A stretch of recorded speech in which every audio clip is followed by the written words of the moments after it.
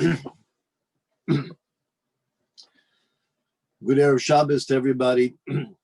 Parshas Noach, of course, we have the deluge, the flood that destroyed all life except for that which existed in the Teva, the Ark of Noach, that Hashem instructed Noach to build.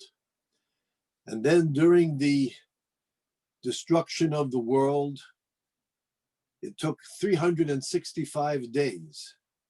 And we know that when God tells Noah and his family to enter the ark, he mentions that Noah should enter, his sons, then Noah's wife, then his sons' wives, to indicate that during their existence in the ark, husband and wife should be separated.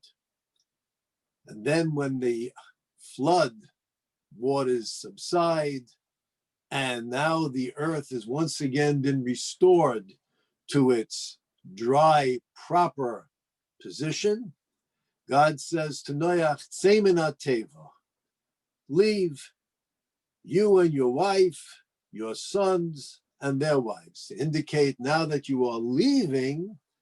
Upon leaving the ark, once again, husband and wife can reunite.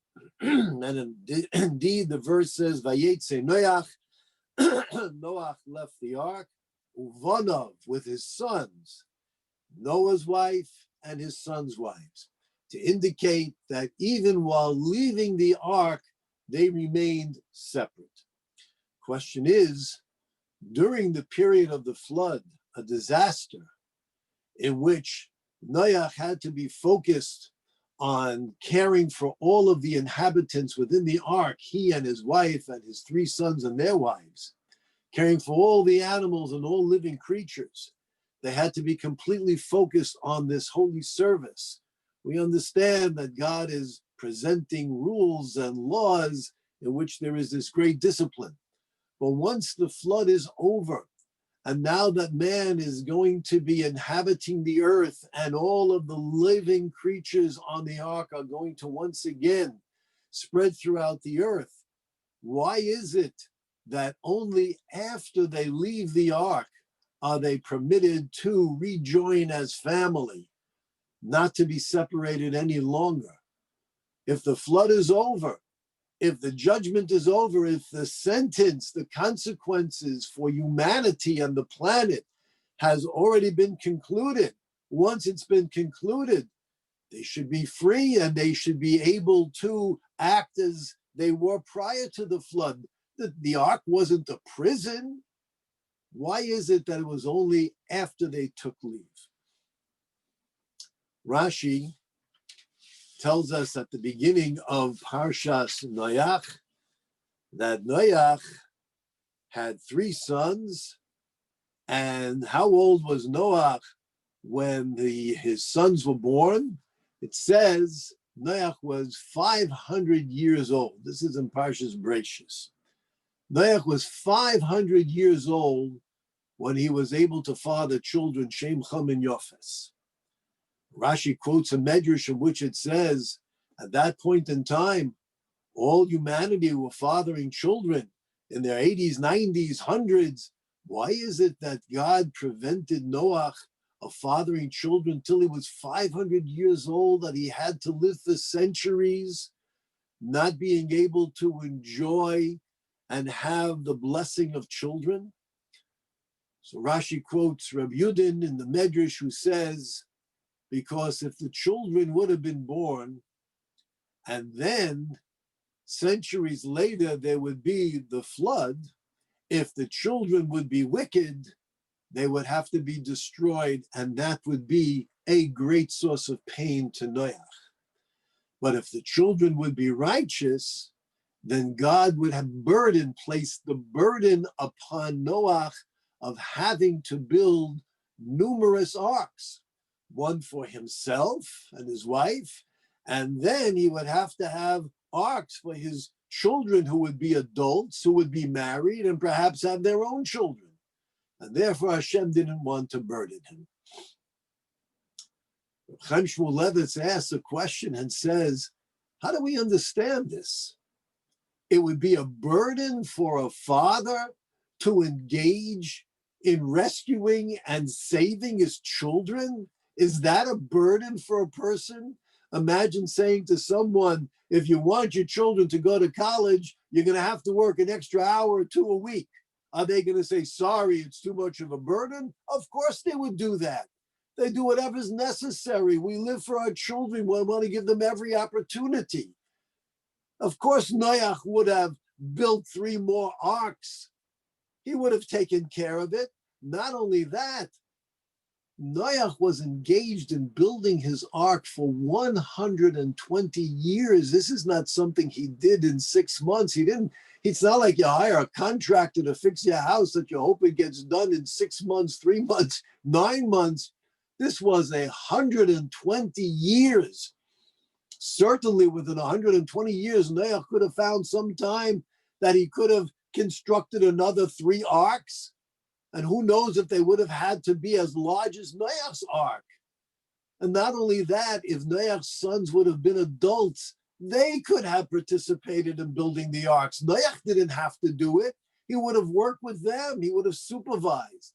And not only that, why couldn't Noach hire some people to go build the arks? What does it mean? Well, if his children would be adults and they would be righteous, it would be too much of a burden upon Noach. Rabbi Chaim Shmulevitz, Zechronu Livracha, he quotes a Gemara from the Menachos, in which the Gemara on Daf Tzadik Zayin Amud Aleph says, when we had the temple, we had the altar of sacrifice that would be a source of atonement for us. Without the temple, we don't have that altar, but we have our dining room table. Our dining room table is like an altar in which it can be a source of atonement for us. Why? Because of the mitzvahs that we do at our dining room table. We'll invite guests. We'll have maybe the indigent, the poor who don't have a meal to eat, and we'll invite them to our home. And therefore, because of the mitzvahs that are done by the table, therefore the table itself is like an altar. And the altar itself was the instrument of atonement. It wasn't just a body, it wasn't just some wood put together or stone put together upon which we brought sacrifice, but there was a sanctity. And the altar itself was a source of atonement. Reb Chaim Shmulevitz asks, and he says, the table becomes a mizbeach. Who did the mitzvah? By the altar in the temple, God gives us specific instructions how it should be designed, what it should be made out of, where it should be located. There's something very sacred about this. Our table, we bought the table, who knows where, in a store. We take the table, we put it in our dining room. It's the man, it's the woman, the husband, the wife. They're the ones doing the mitzvah.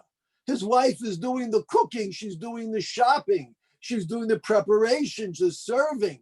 The husband is there and he's inviting the guests and they're sitting down and they're making them welcome.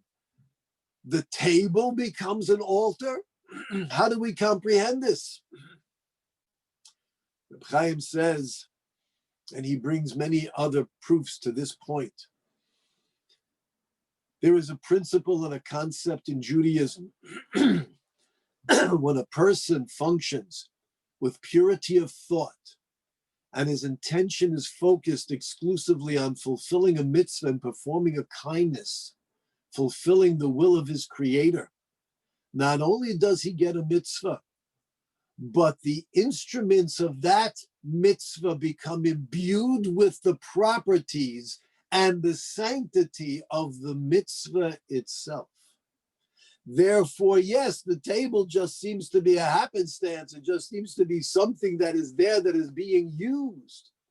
But because it's being used for this sacred mitzvah, it becomes imbued. Part of the nature of this particular table is that it is filled with the aura and the radiance of the sanctity of this mitzvah, and that can function as an altar for atonement for the husband and the wife and the family members.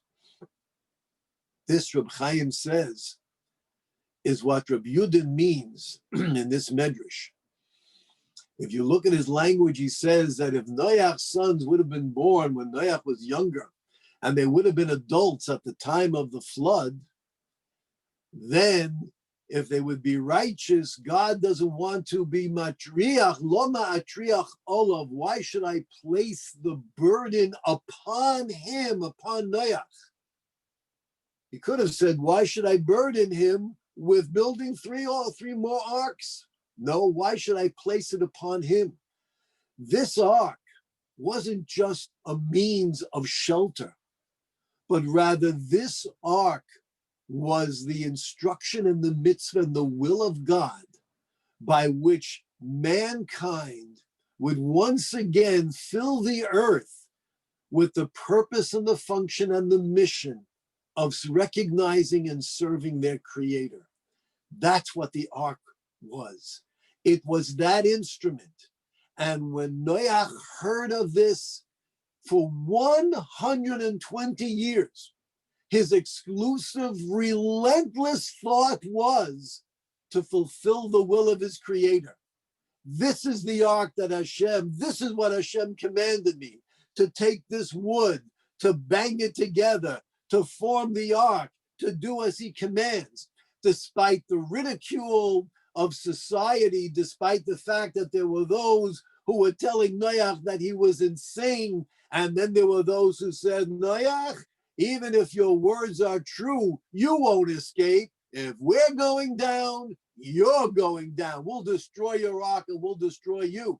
Noach didn't let any of this influence or affect his thought process. He was completely and totally focused on the will of God. As it says at the end of Bereshis, that Noach was motza chen, he found favor in the eyes of God, as it says in the beginning of this week's Parsha Noach, that he was an ish tzaddik tomim. He was a perfectly righteous individual. And all of his thoughts were to have the means by which God's salvation shall manifest itself, thereby imbuing the very material of this ark with the properties of salvation and sanctity.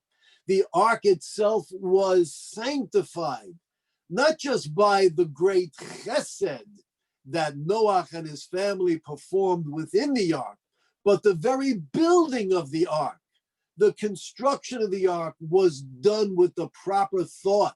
It was done with, I'm going to serve my Creator and see that his world will be perpetuated as he wills and desires and commands. And it is that thought, that exclusive, purposeful thought, that focus that made the ark holy. And therefore God says, of course, anybody could build an ark, but only an ark that is imbued with the sanctity that comes from the holy, righteous mind and heart and soul of Noach can become the instrument of true salvation. Lo matriach olav. Why should I have to make that Noach couldn't hire contractors. Even if his sons were righteous, they would not be able to have the level of thought and perfect concentration and focus that they should create such an instrument of an ark, a means of salvation, a new world, God's world, a temple as a boat functioning like God's temple and sanctuary. This could only come from Noach himself. Even with 120 years, it would have to be enough time for Noach to be properly spiritually focused. Why should I burden him, God says. This is the meaning. And this is why, as long as they were within the confines of the ark, even after the flood was already over and the world was ready to be populated, nevertheless, this ark was more than an altar. It was a sanctuary, it was a temple itself. And in the temple, there must be the appropriate behavior. Therefore, only after they left the ark were husband and wife reunited but not in the ark, not even as they left the ark. This is an incredible statement. We find ourselves spending so much time at home, and we could use that time to engage in activities that just keep us busy and keep us sane. Or we can focus and say, my table, my silverware, my glasses, whatever I possess, I can focus that it should be used for a mitzvah. This is where I'm going to write out my checks for charity. This is where I'm going to bake some food and maybe send it over to somebody who needs it. This telephone that I have, this cell phone, this is what I'm going to use to call someone and maybe brighten the day just staying connected. Whatever it is, it's not just the mitzvah we do. We can alter and impact and shape and form the very nature of the material that surrounds us. We can influence and change the material world. Fall is here, winter is coming. There seems to be more concern, renewed concern with the virus. We must be very cautious. We must proceed with great vigilance and wisdom. But wherever we find ourselves, we shouldn't think, well, I'm not going to shul, I don't have to go to the services, I don't have to do this, and therefore I'm free. We're not free, because we are serving Hashem wherever we are. If we cannot go to God's temple, then let's make our home into God's temple. Let's transform our table into an altar. Let's see if we can bring the sanctuary into our homes.